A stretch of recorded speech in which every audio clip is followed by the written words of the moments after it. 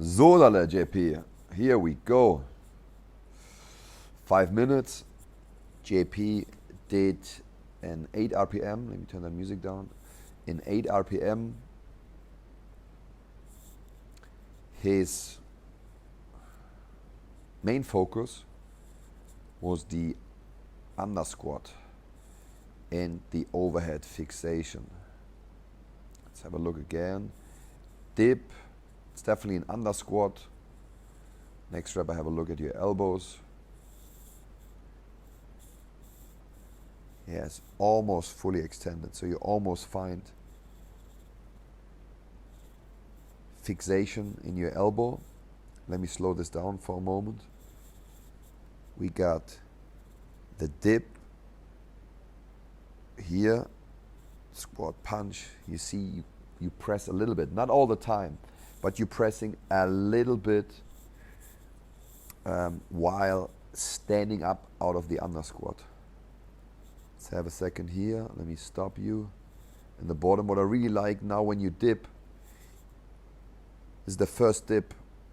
You're maintaining arm-body connection. Remember, before you were lifting, you were opening. Now you're launching those kettlebells off your chest with a knee extension. You're going into an under squat. It's a little bit hard to see your hip. It looks quite knee dominant, but I would say your hip is slightly bent, so you're not just pushing forward. Yeah, that is not bad. It's obviously hard to hold kettlebells overhead, but I would believe if you would sit further back, so not shifting the knees so far forward, then you should be able to hopefully fixate the weight even better. But anyways, let's go back to your full set. The other thing you're doing really good is finding rest in the front rack position. There's a little bit of movement after you're clean, right? But you're definitely resting here. Especially with an 8 RPM, you always have solid 2, maybe even 3 exhales before you jerk again, right? So you really want to make sure that you find your front rack as quick as possible, because yes, 8 RPM is quite fast, but one clean and jerk takes around 4 seconds, and you doing every 7 to 8 seconds you doing 1 rep, sorry.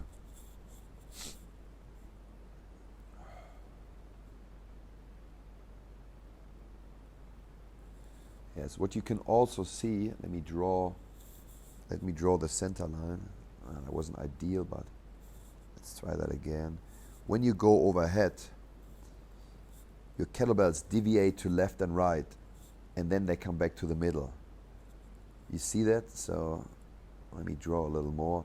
You kind of press up this way, if you know what I'm saying. And then you're coming back to the center. We talked about this before. Your elbows, much better, but they slightly turn out and back in, right? When you go overhead, they slightly turn out and then come back in.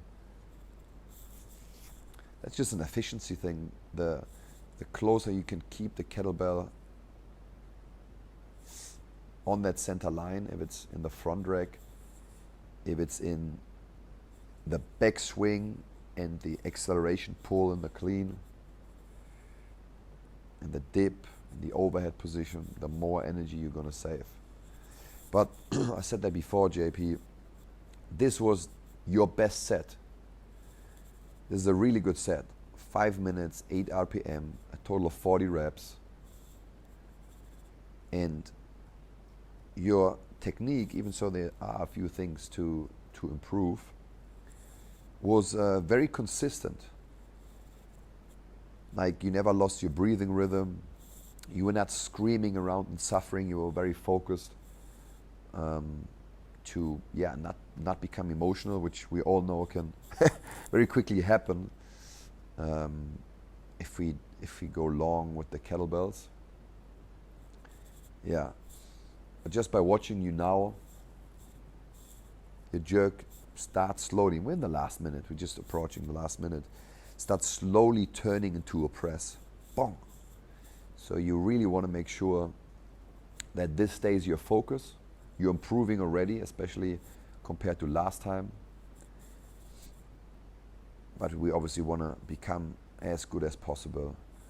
And that's your main focus. Dropping into the under squat after the first dip and catching the weight on fully extended elbows. And that is on one side a focus thing, on the other side, the more you drop into an under squat, so less knee, more hip, which you're doing much better, I think the easier it's going to be to receive that wave overhead. And if you then stay a little closer to center line when you go overhead, you will be good. 3, 2, 1, here we go. Awesome, JP, well done.